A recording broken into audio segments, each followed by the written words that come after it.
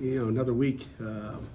Headed down to play a great North Carolina team. I think the kids had a great attitude all week, and the message to them after the game was, the Pitt standard is just going out and playing football the way it's supposed to be played.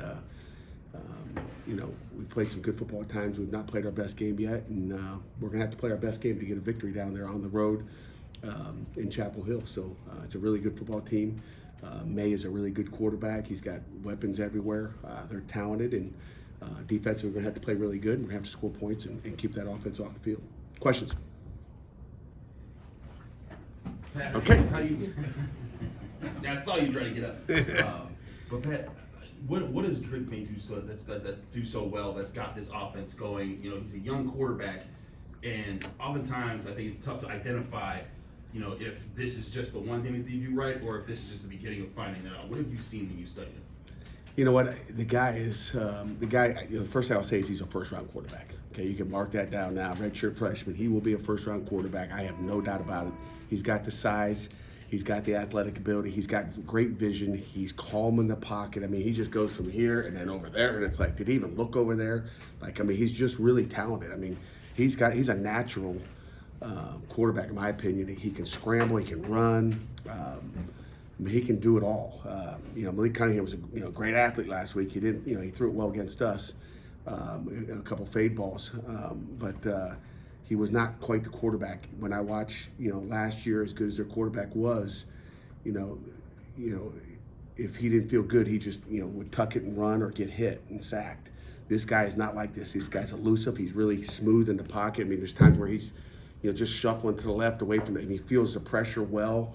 I mean, he's really elusive. I mean, he's as good a quarterback. We're talking as a defense staff.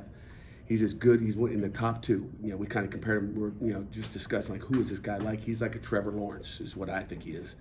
He can throw every ball. He's not afraid to put it out there. He's talented. How do you combat a guy who combines athleticism with the ability to process the field? Like you said, go from, he might be looking to the right sideline. Oh, no, he's looking down the left seat. Well, the NCAA will not let us play with 12 guys, so we're gonna have to go play football. Okay, we got to, we got to go do what we do. Okay, again, I think he's talented. Made a mistake back in 2002 when I was at I don't know if I've told you the story. 2002, I'm at Northern Illinois. We got to play this quarterback, number 7, Ben Roethlisberger. You guys probably know who he is. I may have told you a story. He threw for 525 yards, the most yards he ever threw, and we had to change the coverage up. I wasn't the coordinator, thank God, but we changed the coverage up so many times. Like, we just had said, we can't defend this guy. To your point, like, he's too good. We're gonna have to confuse him. All we did was confuse ourselves. I took the job 7 days before spring ball in 2003, and I was like, am I gonna confuse him in spring ball, or are we just gonna, just bite the bullet and our kids will have no confidence? So we went out and played our base defense against them, and played really, really good against him in spring ball every day, to the point where the head coach at the time, Terry Hepner, wasn't very happy. So that's an old school story. Just keep it simple. We've got to do what we do. You have some tweaks here and there for who their guys are. Josh Downs is a good football player, and their tight ends are athletic. I mean, they got good football players. He's a redshirt freshman. I'm sorry. He's a redshirt freshman in the first year starter. Do you notice any uncertainties that the kid's that age? He's only 19 years old. I just think he's just like, I think he's really good. I mean, do I notice what, Jerry? I didn't notice him any uncertainties or any. The guy's thrown 24 TDs and 3 interceptions. I mean, there's not a whole lot of uncertainty there. Mm-hmm. I mean, he's making good decisions. 24-3. I mean, that's. He's playing beyond his years then. Yeah, well, yeah, I think he got held back a couple years. I don't know how old he is. You mentioned Monday that one of your receivers went down with something before Saturday's game. How have you seen maybe the reserve receivers respond to possible opportunities this week in practice, just with less depth? Good. We just got to keep it simple for him. I mean, that's the problem. It's just you got less depth at that position. We just got to keep it simple, and it's not it's not good, but it's the cards we've been dealt, and we'll find a way to get through it. We hung it long enough. We had a chance a week ago with 341 or whatever heck was in the game when. We had a chance. You got that far, so we'll be even more prepared this week just because we can practice. I mean, we didn't practice anything else. We're stuck. Mm-hmm. We're stuck at the half with an issue. We're stuck, in pregame with an issue that we thought would get resolved before the game started, but it didn't. Pat, you brought up Josh Downs. Their second receiver, Antoine Green, he's also averaging, I think it's over 90 yards a game. What makes Number him so 3. effective? He's their deep ball guy. I mean, just again, Josh. Last year it was like we focused on Josh Downs. He was getting the ball. Now, I mean, he's spreading the ball out. It's all over the place. And Green is jersey number 3. I mean, he's someone to keep an eye on. But just you got to cover them all. I mean, you can't just double this guy, because they got weapons everywhere. So Will we see some of Barton and Thompson in this game? you will see. Yes, for sure. Barton will start. Will Cam Guest be starting at punter again for you guys? Yes. What kind of improvements or what have you seen from Martin? I mean, what have you seen in his He's had a good week. I mean, he's had a really good week. And again, I think I told you, we've got to keep it. Like, he's got to play one position. We can't ask him to play 2 and 3. It's like I tell our coaches all the time. Like these guys, they come down here for, a 2-hour practice, an hour meeting, 3 hours a day. Okay, we're here from 6:30 to 10:30. Okay, they come for 3 hours, and we think it's easy. It's not easy. There's a lot of details. It's not just run a post if you're disposition. I mean, there's converting routes versus different coverages and all these different things that have to be done perfectly. So it's not just knowing a position and what the route is. It's how do you convert those routes. And again, he didn't get to practice it last week. We put him in a bad position. It's our fault as coaches, but we didn't have any options. I guess the option was to put Gavin in there, which is what we did. But we're trying to put the best football player on the field, which was obviously James Barton. When did football become this complicated? Anytime I guess you went and put more receivers on the field. Back in the day when there were 2 tight ends and 3 backs, and you just kind of ran the veer, like Georgia Tech ran a few years ago. It's always been complicated. Even back then, it's just more complicated for the offensive linemen. I mean, the game's always been complicated. If you we should have one of you guys just sit in a meeting and just sit and be with us the entire week to see what goes into the preparation. Jerry, you might be a little too young for that. I don't know. I don't know if you can handle the hours. You'd come home after night 1 like, I need a backup. You'd be asking for a backup. It would be a great story just to see the behind the scenes, all the details. And again, you couldn't even get in a week. You'd have to say, okay, I'm on O-line this week. Next week, you'd have to spend a season. They'd have you come write a book. Pat, we've always heard about when Kenny was here, a lot of things that he would do, not just on the field, but it was behind the scenes, talking to guys, leading team meetings, doing extra things to be better, to help his teammates be better. Have you seen Keaton? He's not Kenny. No one's trying to say that he is Kenny. He has to do everything the way Kenny does. But have you seen him do things behind the scenes, doing likeness, like stuff that he does to say, "Hey guys, I have to be better. We have to be better. Let's do these things to be better this week." Yeah, I mean, I'm not in those meetings with the team. I let the captains take care of those meetings, and so the captains, leave, 3 times a week. Matter of fact, they get them after practice today. All the captains out there, and we do have another captain this week, Marcus Minor. Since Carter Warren's out. Felt like last week we gave Jared Wayne. I don't know if you guys noticed he went out for a coin toss. So Jared Wayne was our captain last week. So we got game captains just to try to get more leadership on offense. So Marcus Minor will be our game captain this week as we head down to Chapel Hill. But to go back to your question, they'll do their stuff. That's for them to talk to the team. And but he works his tail off. He's in here all day too. I mean, if you had to say there's one position, and Kenny was the same way, and quarterbacks have to be. Is they spend an awful lot of time in this building. Not as much as a coach, but way more than a lot of players do. Pat, sort of building off that, you said something interesting on Monday that was interesting, sort of comparing what Keaton's doing to what Kenny's going through next door, first-year starter. The difference there is that Kenny's got a 4-year contract and maybe with an option for 5 for the Steelers. You've got Keaton for 2 years. When you take a grad transfer, an older transfer in and ask him to start right away, do you worry that you're not building for 2 or 3 years down the road. You're building for now. So what's the sort of thought process and the risk reward? Yeah, I mean, you're looking, you're looking for great players, and everybody picks it up a little bit different and all that. I mean, it's not easy for anybody. It wasn't easy for Nathan Peterman either, but Nathan Peterman was a good take, and he's still playing in the league. And it's better to have a guy that can make the plays and make the throws and develop him. That's what you want. I mean, you'd rather always take a player over a guy that maybe, I'm going to develop him. He's going to get good. You guys would go crazy in here, right? But I would do it all over again. I mean, I think that he's very, very talented, and he's got another year. I would imagine in another year he's going to be a heck of a lot better than he is this year. Do you worry about him because I'm sure is even more worried than you of how much time he has left before he, before he has a chance to go to the next level. So do you worry about him pressing? That it's like he, is Maybe. gets I in a mean, hurry? I've never really thought about but I mean, you hope not. Just you got to play within the system and don't, I think he's a cautious guy. I think last week maybe he said I'm done being cautious, and he went to take a shot, which sometimes happens. You got to learn from those mistakes, and that sometimes happens. They all do it. I mean, they all want to make plays, and I want a guy that wants to make plays. So we appreciate the work and effort he puts into it because he's detailed. With the way that this is, one last one, I apologize. With the way that this is going, do you fear that you get a freshman quarterback and the odds that this guy's going to be in your program in 4 years is I feared, lower than yes, I ever? feared that a few years ago. That's what we're into right now. And again, when I first got here, we got Nathan Peterman. I think we had one scholarship quarterback. The quarterback room, the board was like, there was nothing on the board in here, right there. Matter of fact, that was the quarterback board right on, on the other side of that.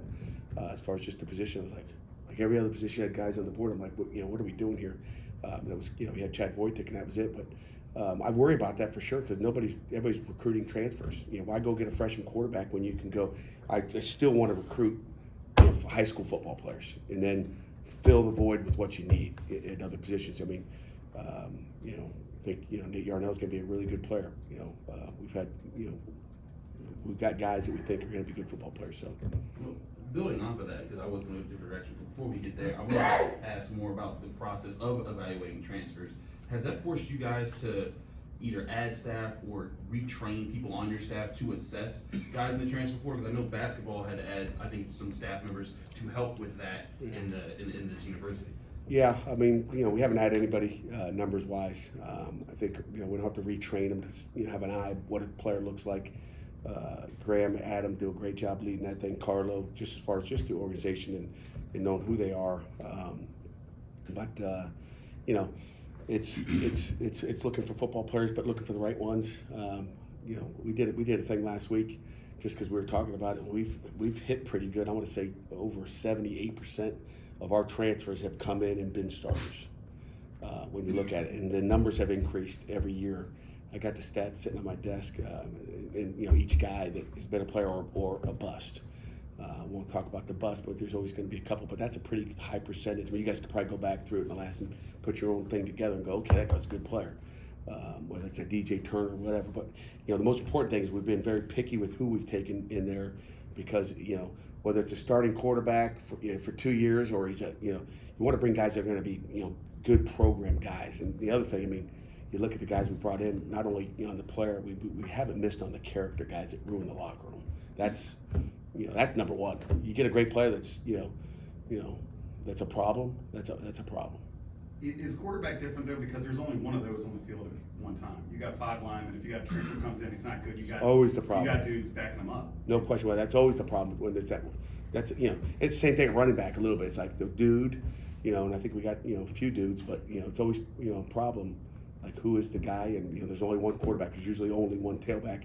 We've done a good job at trying to utilize the ones we have too. So I know that your philosophy is always go 1-0 this week, focus on just this week. Mm-hmm. But is there an extra emphasis? I mean, you guys are facing North Carolina.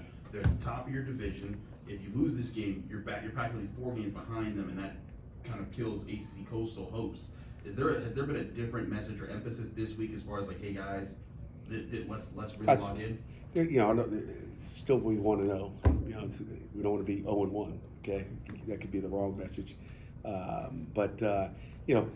They know what's there. I mean, I don't have to spell it out for them. I don't have to write it on a piece of paper and say, by the way, they know how critical another game is, and nobody's beat us. We beat ourselves. That's what that's been the message. You can say Tennessee beat us, but if we were healthy at quarterback, even with our backup quarterback, I believe we win that football game too. We beat ourselves. Nobody's beat us. We're undefeated, really.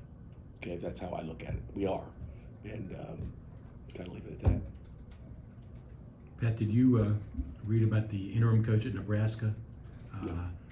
They got a verbal commitment from the #1 kid in Nebraska. And somebody asked the coach at a news conference like this about that, mentioned the kid's name, and the coach, I can't remember the interim coach's name now, who plays Scott Frost. Frazier? But the coach repeated the kid's name. Yeah, we got so-and-so. And then I guess he told compliance and all that. I understand it's an NCAA violation, but my question is, what's the harm? If you or any coach would say, okay, or tweet out, welcome so-and-so, what's the We harm? tweet it out anyway. We just can't comment on it. So Well- we're not allowed to say anything. But we can tweet it out. I know, which is, why can't you say, what, you know what? If I was in charge of the NCAA, okay, I could really tell you. Maybe someday when I'm. But you know, no, I don't even want that. I want nothing to do with it. But you know, it's the same. You know, it's the same in a lot of different professions. It's just it's one of those NCAA rules. You can't do it. You shouldn't do it. And you know, that poor guy. Is the He's kid an interim harmed? head coach. You know, did they slap his wrist? I don't Slap his hand? What's he going to get for that? I mean, they got to penalize him. I mean, it's you know. Is there any harm to it? Is the kid feel any undue pressure because the coach says, welcome so-and-so? Because you know, I don't know. It's just, it's a dumb rule. Do you expect that rule to change? Yeah, I think there's going to be a lot of things change. I mean, there's a lot of things. I mean, you know, you're allowed to pay him, but you can't say his name. I mean, you're allowed to tweet about him, but you can't say glad to have you. That's a violation. I mean, you know, it's crazy. I mean, the NCAA rule book is this thick. Like, there's a lot of rules that that's an easy one. But what are you gonna do? Poor guy. One last one. Do you think careers like Kenny's are going to be the exception and not the rule going forward in terms of quarterbacks, in terms of guys that are going to be there for 3 or 4 years? I do, unfortunately. I mean, I could really see May after next year going, he's in his 3rd year, he has another year like he's having this year and be gone in 3 years, which is bad for college football, as you guys know. Because then every 3 years instead of every 5 years, you guys are in here saying, who's this new quarterback? What's he doing wrong? Why is he doing this? You know what I'm saying? It's just like, you know, you'd like 5 years of it, you know. Even though we got it, you know, Kenny's junior year and sophomore year, you guys, you know, he stunk. But, you know, in your opinion, but I mean, you know, Kenny was a great player, and you know, you wish you know, there's going to be less boundaries. Put it that way. I mean, I think you know they got to be in college for 3 years. I think it's going to go down to 2. I think it might, you know, I could see things changing where they don't even have to go to college. They just go right to the NFL, which I know the NFL doesn't want, but. You know, I mean, you're holding these kids back from going to the league like they want to. Have you ever seen a high school player able to go into the NFL right after he graduates high school? It's going to take them a couple years. I mean, I've never, obviously it's never happened, but Right. you know, I could see it happening. You know, I could see it happen if these, you know, these GMs want to take that chance. I mean, he's undeveloped, but you know what? You know, Michael Parsons, maybe? now the NFL scouts got to recruit all these guys. They're not only worried about college; they got to go down to high school level. And you know, it's not like basketball where there's 5 guys playing. There's a lot of players to look at. You know, the personnel departments in the NFL would have to get really big to go scour the country in high school and find out who those top guys are. That would be a mess. They probably don't like that either. Was there? I think Jerry's question was there any guys that you saw while you were recruiting and think, well, this dude could play in the league right now at 18? You know, I'd say no. I mean, that you would. I mean, it's a hard game. I mean, you know, there's guys that I've thought, you know, and I would never say it. Like when you get a class of 20, like that's the dude. That dude is a lot of times not the guy. You're like, that's the best guy in our class. And all of a sudden he gets here, and you're like 2 years later, you're like, are you kidding me? And you know, like it's risky for the NFL. Same way, you better go out and do it. It's a sport. It's not like basketball. It's a different sport. But it's going to go to that. There's no question. I don't know when, but it's coming. Who's been the biggest surprise, like the opposite of that? The guy that you were like looking in the class and you said, okay, he's a guy, he's not the dude. Gavin Bartholomew. I mean, no question about it. You guys have heard that story. I mean, the beard story. You know, he's not very good at football, and I was like, then when I saw his beard, I was like, we're taking that guy. He's been pretty good. So Corey, you might have a chance, man. You had a beard like you. I got you. Star linebacker. Pat, you got Rodney Hammond back last week. Yeah. Pretty solid performance, all things considered. Just your overall thoughts on him coming back and providing that boost for Izzy. You know, it's good to have 2 guys in there. That's for sure. Now I'm not talking 2 at a time, but just to be able to, you know, to know you have, you know, Rodney back. He was a good player, and you know, we haven't seen him since the opener. He was strong. He was physical. You know, and again, I think he's going to get better every week. Got to keep him healthy, but it gives you a chance to keep Izzy healthy as well. And I tell you what, you know, Vince has done a nice job. You know, we didn't have a great game against Georgia Tech. You know, cost us in that game. And you know, Sebo, I love Sebo too. I mean, you know, just he works his tail off. He's you know, he's a good player too. So I feel really good with that running back position. And we talked to Tyler Wiltz the other day. Is he always that positive? Is he always? He's a great kid. I mean, he's a great kid. He's just, you know, sometimes these guys come from different places. You know, sometimes when you come from high school and you come to Pitt or you go somewhere else, you don't know how good you have it until, you know, but, you know, he's been through different programs where he was treated differently, fed differently, or not fed at all. I mean, just the whole culture. And, you know, like I told you, when there was a day out there during the summer, he stood out there and he goes, "Coach, how do you do it?" You know, like these guys took me in so fast. I mean, he is a positive guy. He's always he's a great kid. I mean, that's a you know, again, you talk about you can get a good, you know, linebacker from the FCS, but like character-wise, like that guy fits in our locker room. He's a good dude. And, you know, he could be a great player, run around, make tackles, but if you're not enjoying coaching these guys, it's a mistake. And, you know, sometimes you don't enjoy coaching them and it's not fun and it's like the guy gives you chest pains as a coach or he's a coach killer. We don't have those, and that's what makes this job easy. Anything else? Thanks, Coach. Thanks.